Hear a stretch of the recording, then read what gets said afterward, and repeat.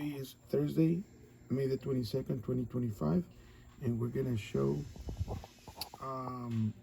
typical test points on a CTRCT-1 when connected to a 6100 board on an AC controller. We have 480 volts coming in, 479, and right now with zero current command, because of the setup of the board, we have 7 volts IC. If we wanted to bring down to zero, we will make sure that we widen our delay angle to make sure that that goes away. And here we have our delay angle on our firing board, right? Only the duty cycle. All right, that will see that we increase as the command increases. So what I want to point out is that I'm going to go to the current command, and the current command right now it's 0. That's our command on this side of R15.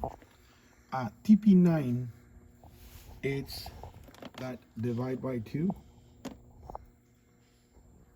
and that because this is 0, this is even less than 0, and we can see that this is 0.07. I think the other one was 0.15. Can you go back, Tony?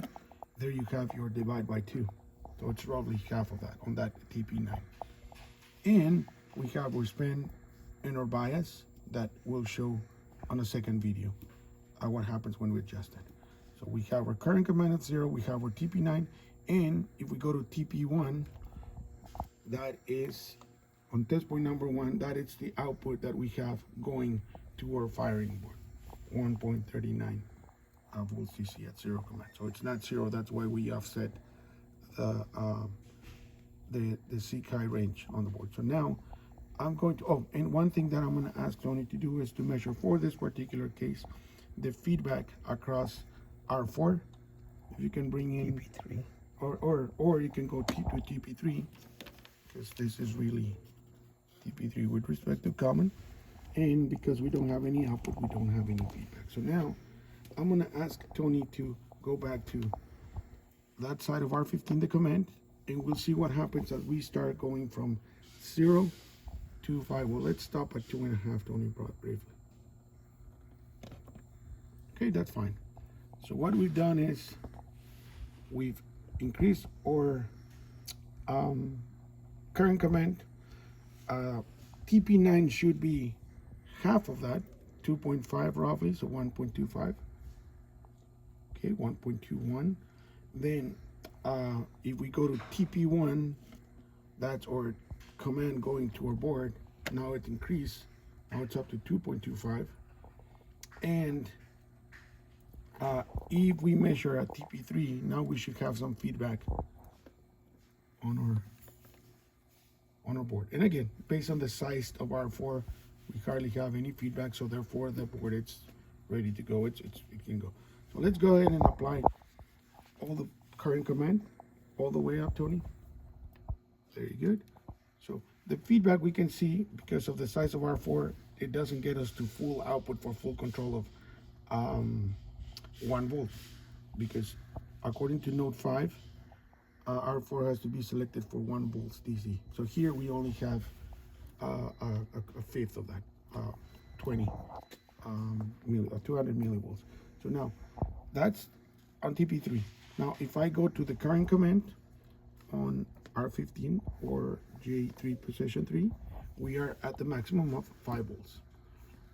TP9, again, because it's a divide by 2, I mean, depending on the adjustment of R3, it's 2.3. Keeping in mind that this is, what is the setting on R3, Tony? Do you have it at 100?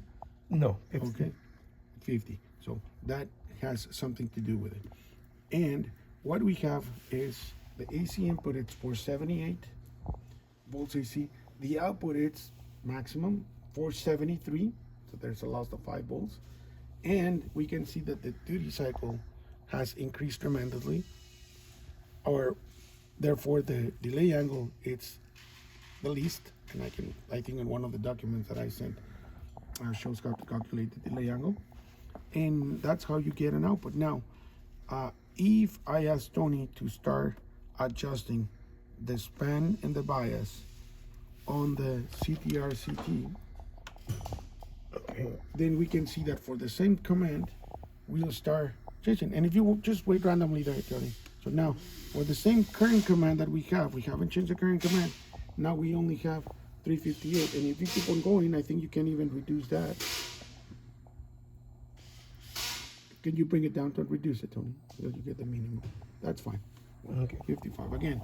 Now we don't have the maximum duty cycle, minimum delay angle, yet we still have. Can you prove that you're back again at still 5 volt command?